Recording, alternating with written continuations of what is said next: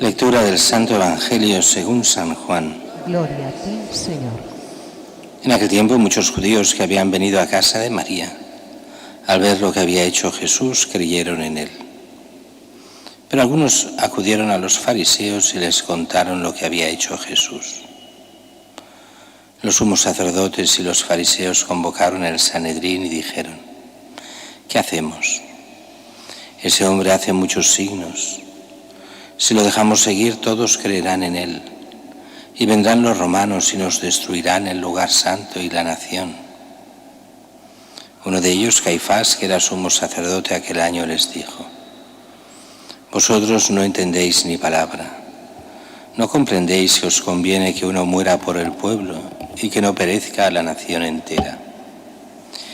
Y esto no lo dijo por propio impulso, sino que por ser sumo sacerdote aquel año habló proféticamente, anunciando que Jesús iba a morir por la nación, y no solo por la nación, sino también para reunir a los hijos de Dios dispersos.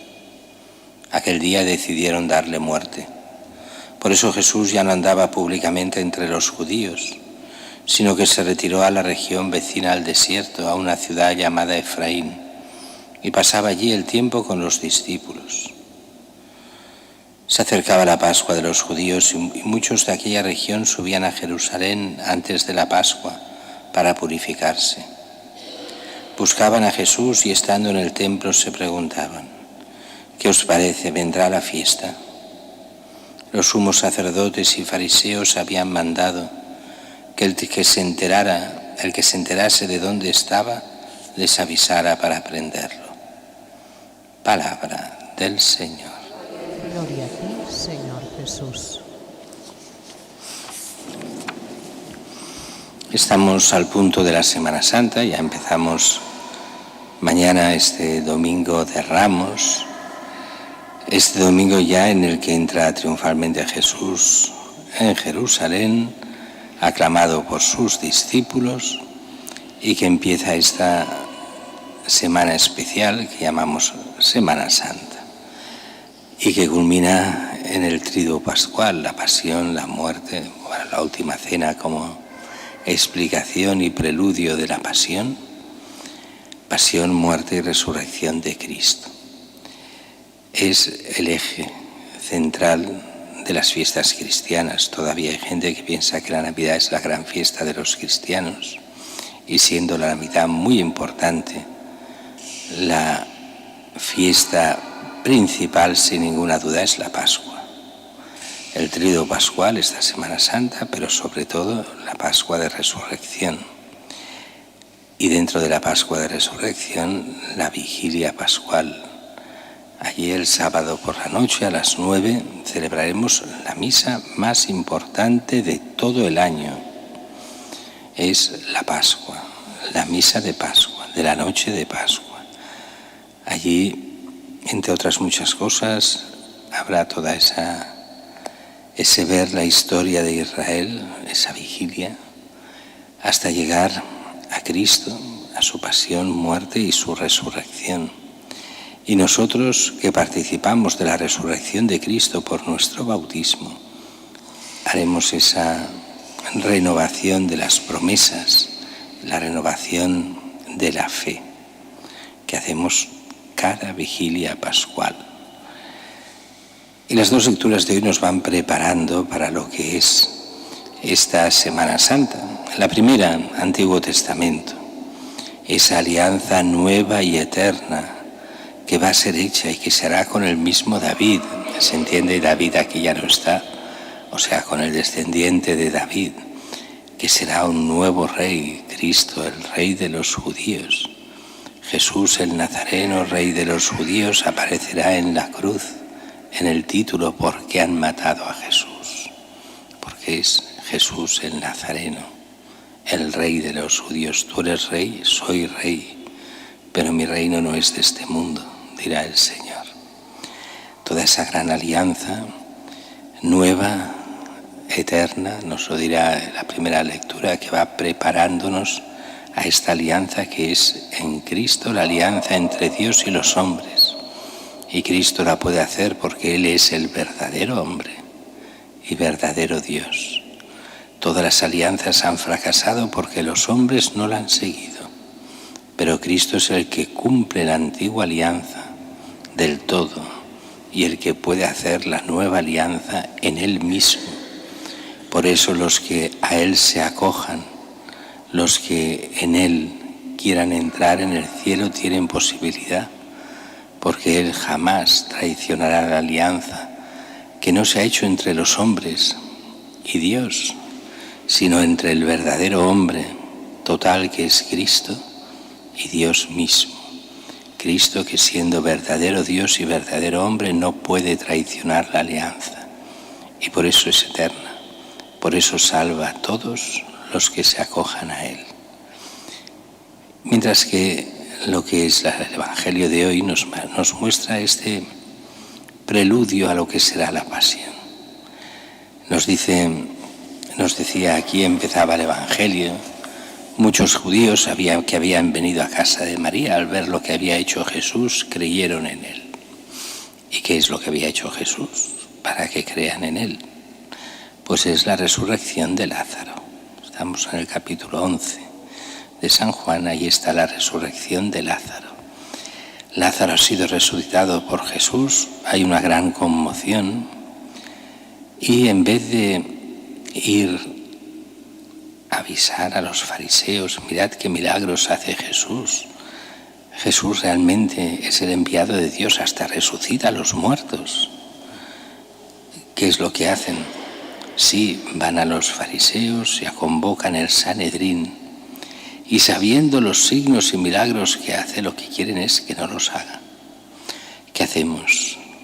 Dicen en el Sanedrín, este hombre hace muchos signos. Signos quiere decir milagros en el Evangelio. Si lo dejamos seguir, todos creerán en él. No puede ser que crean en Cristo, porque Cristo nos ha criticado mucho, nos ha tirado todo encima, no nos considera bien. Como sea el que manda a Él, perdemos el poder nosotros.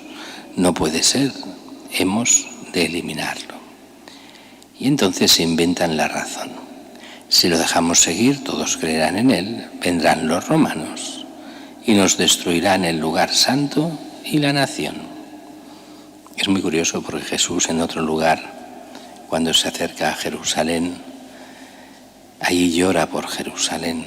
Y muchas veces da la profecía que esto será destruido, y la razón por la que será destruida Jerusalén es por no haber aceptado al Hijo de Dios. La no fe les lleva a la muerte y a la destrucción. Y resulta que son los fariseos y el Sanedrín que dicen, no, hemos de matar a Jesús para que no destruyan Jerusalén los romanos. Y fue al revés. Fue por matarlo que al final esa prepotencia judía que al final se levantará contra Roma, la que hará que se destruya 40 años después de esta profecía, se destruya Jerusalén piedra a piedra. Y entonces viene la gran profecía, la del sumo sacerdote. Caifás, sumo sacerdote, aquel año les dijo, vosotros no entendéis ni palabra. ¿No comprendéis si os conviene que uno muera por el pueblo y que no perezca la nación entera?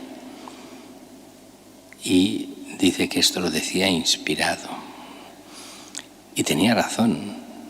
Tal vez no tenía razón en el sentido en el que él pensaba, pero sí tiene razón en cuanto a profecía.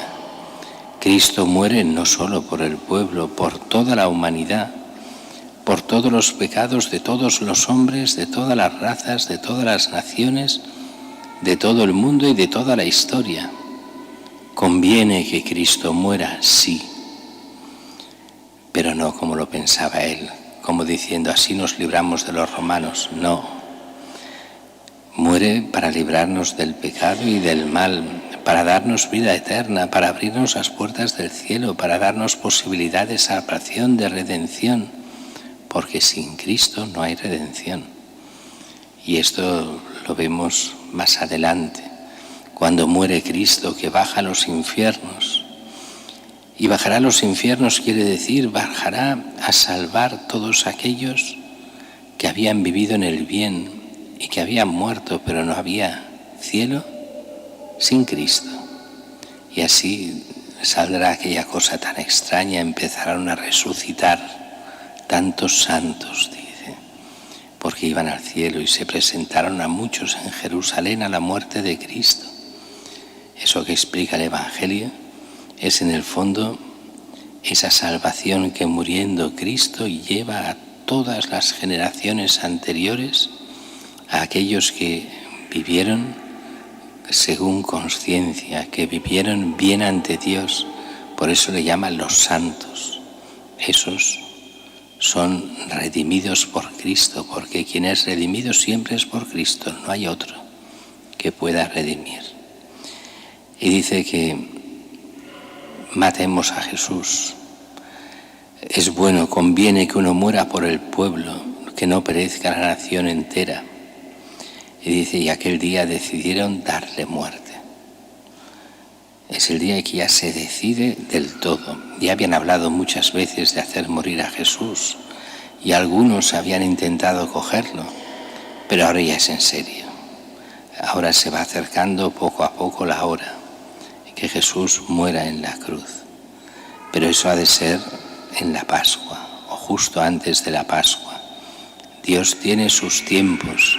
Dios ya lo tiene todo medido y todo tiene sentido solo en Él. Y dice que se iba acercando esta Pascua de los judíos. Muchos subían a Jerusalén e iban pensando, ¿qué os parece? ¿Vendrá Jesús a la fiesta? ¿No vendrá? Y ya habían advertido, cuando llegue, avisadnos, que lo prenderemos y así podremos matarlo. Se va preparando todo este gran teatro, todo este hecho de la pasión de Cristo, de su muerte, de la falsedad del Sanedrín y la falsedad de Herodes y Pilatos, la falsedad de todos aquellos que mandan y creen que hacen el bien por el pueblo y van matando a Jesús de generación en generación, destrozando la fe, destrozándose ellos mismos. Pero sabemos que al final Cristo triunfa. En medio de las desolaciones del mundo, la resurrección del Señor es garantía de que al final Él es el único que triunfará y lo hará en todos aquellos que se acojan a Él.